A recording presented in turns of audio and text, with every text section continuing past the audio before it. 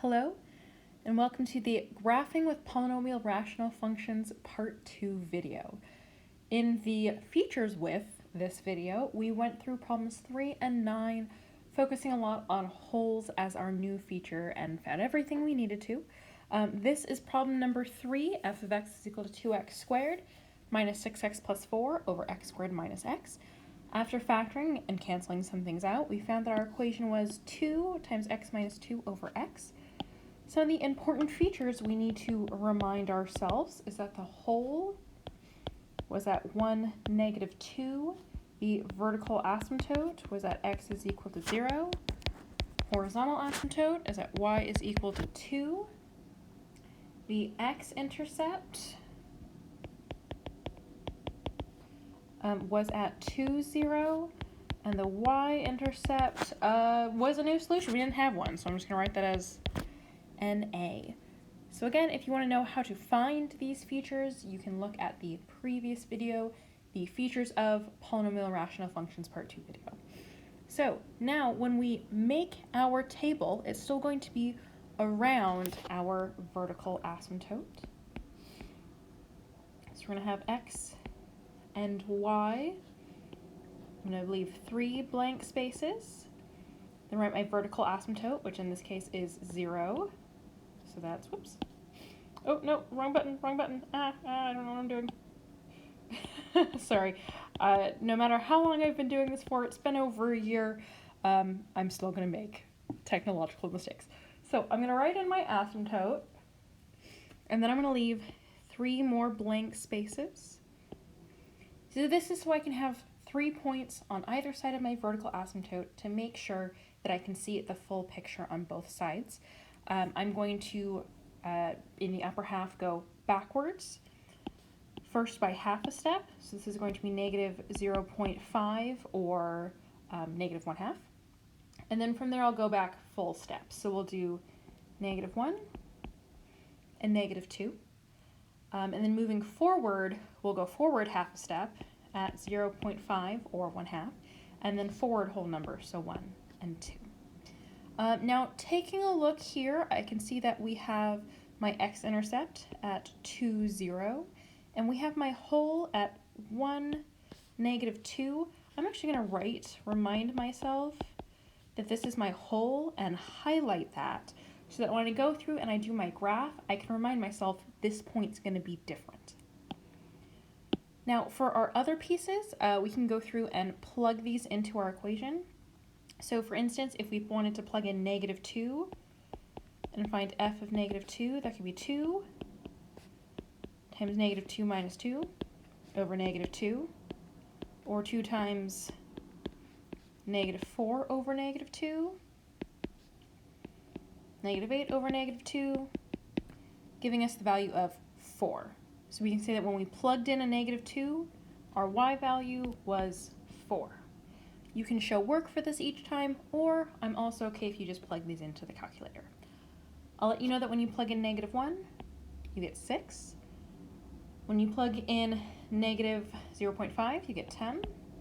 When you plug in 0.5, you get negative 6. So let's go through and graph. I'm going to pause the video so I can bring up a graph. All right, here we have our graph. The first thing I'm going to do is mark in my asymptotes. So the first one I have is my vertical asymptote of x is equal to 0. This is also why we don't have a y-intercept, because we have an asymptote on our y-axis. And then our horizontal asymptote is at y is equal to 2. So when I go through and I graph my points, on my left side I'm going to have negative 2, 4, negative 1, 6, and negative 0.5, 10, which is about there. Got a little cut off. So when I graph this, don't just give me this part. Show me that we can go the rest of the way, all the way to the other side of my graph.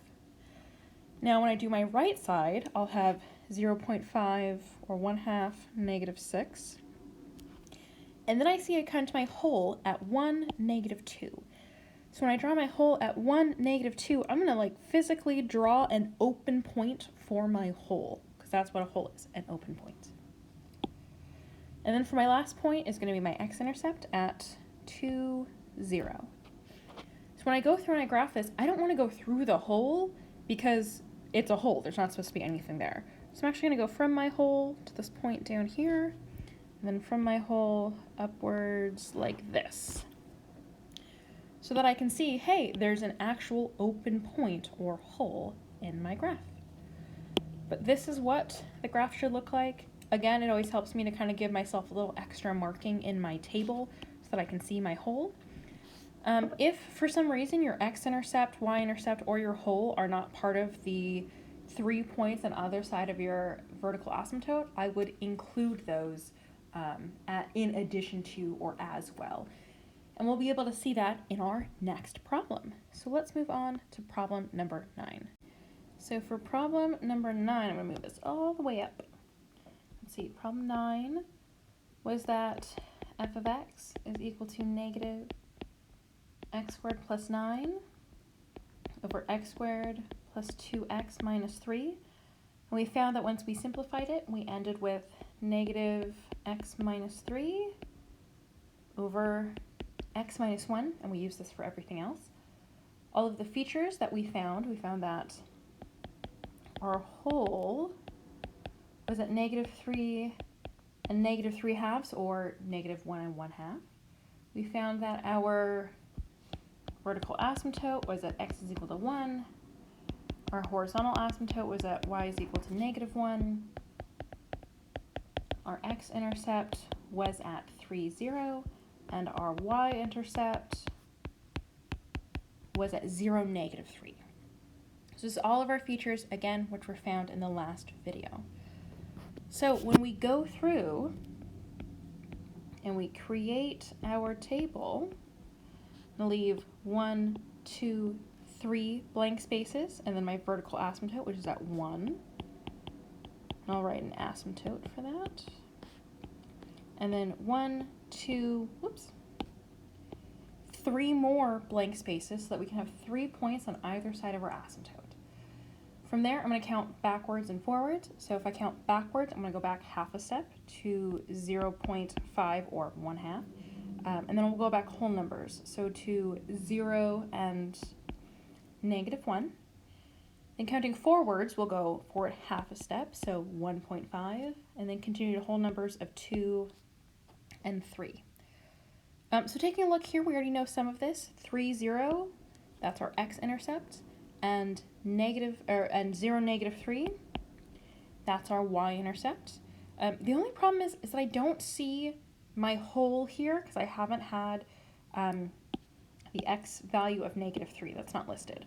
So if either my y-intercept, my x-intercept, or my hole aren't listed, I'm going to make sure to put those in as well. So I'm just going to, down here, I know it's not in order, I'm going to put negative 3 and negative 3/2 and make sure to highlight that for myself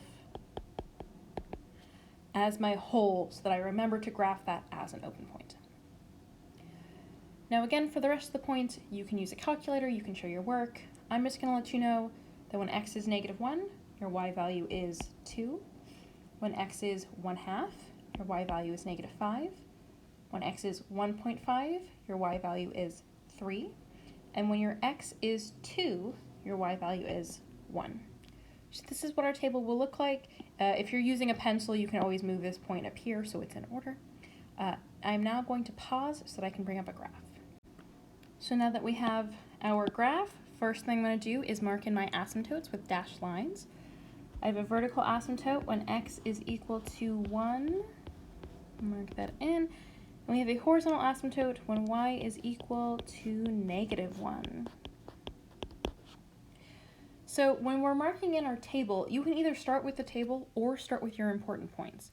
So if I was to start with my x-intercept, that's going to be at 3, 0. My y-intercept is at 0, negative 3. And my hole, which I'm going to write as an open point, is at negative 3, negative 3/2, or negative 1 1/2. So that's going to be about right there.